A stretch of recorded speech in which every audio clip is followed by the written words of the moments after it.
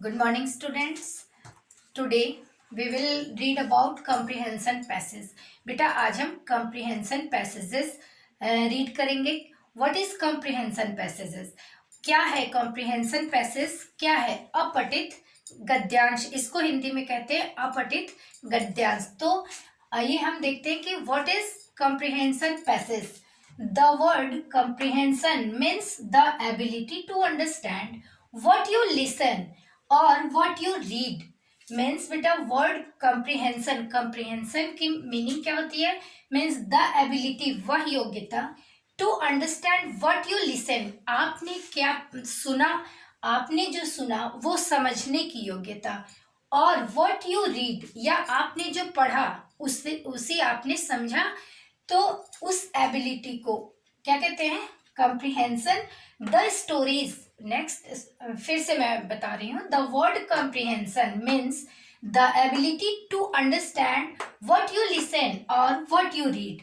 Means आपने जो पढ़ा, आपने जो समझा, आपने जो सुना, आपने जो समझा, वो कंप्रीहेंशन होते हैं.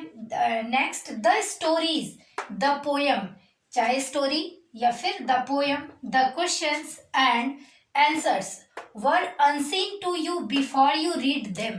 Means वह स्टोरी, वह पोयम, वह क्वेश्चन आंसर जो अनसीन होते हैं आपके पढ़ने से पहले. मीन्स बेटा आपके जो बुक में, लिटरेचर की बुक में स्टोरीज दी हुई होती हैं या पोयम दिए होते हैं, उससे ये रिलेट नहीं करता. ये होता है कि आपने एक पैराग्राफ पढ़ा या कोई स्टोरी अलग से पढ़ी, ठीक है, तो उसे क्या कहते हैं? Were unseen to you before you read them. Means आपके पढ़ने से पहले वो अनसीन होता है, ठीक है. तो इसे बेटा इसीलिए इसको क्या कहते हैं? अनसीन पैसेजेस भी कहते हैं. Okay. And similarly in a comprehension test, comprehension जैसा वैसे ही इन अ कंप्रीहेंशन कंप्रीहेंशन जब टेस्ट में you are given a passage or a paragraph or two, you are given a passage or a paragraph or two. Means जब आपके test होते हैं तो कंप्रीहेंशन टेस्ट में क्या आता है? उसमें टेस्ट में आपके क्या आता है? या तो एक पैसेज दिए जाते हैं, अनसीन पैसेज होते हैं, या फिर उसे पैराग्राफ में भी दिए जाते हैं, या फिर दोनों में दिए जाते हैं. समझ में आया? तो बेटा ये है कंप्रीहेंशन पैसेजेस. इसमें बेटा क्या है कि आपको एक वही पैराग्राफ दिया जाता है, उसमें से आपको खुद समझ के उसके क्वेश्चन के आंसर लिखने होते हैं. तो मैं बुक में आपको दिखा दे रही हूँ. जैसे कि ये है, ये 3rd क्लास की बुक है, चैप्टर 18 है कंप्रीहेंशन पैसेज में. Vatican city is world's smallest country. Vatican city world की सबसे स्मॉल कंट्री है. It has an area of about 0.44 kilometre square and a population of below 2000. तो हमें इससे पहले क्या करना है बेटा? समझना है कि इट हैज़, इसका एरिया कितना है? वेटिकन सिटी का एरिया कितना है? 0.44 किलोमीटर स्क्वायर, एंड इसकी पॉपुलेशन कितनी है? 2000. It has been independent since 1929.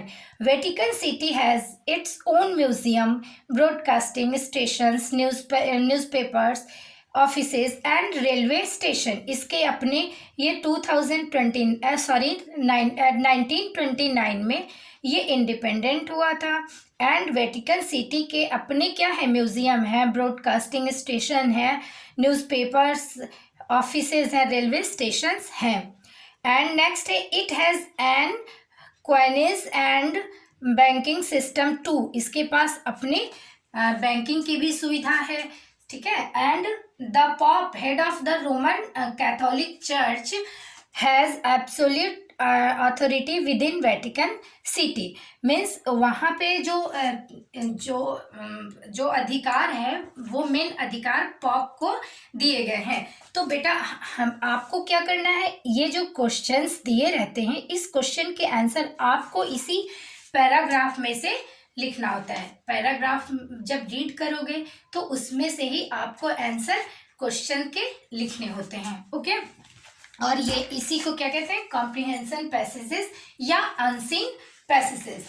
ऐसे ही देखो बेटा, यहाँ पे ये स्टोरी दी गई है, ये 4th क्लास की बुक है, कॉम्प्रिहेंशन पैसेज।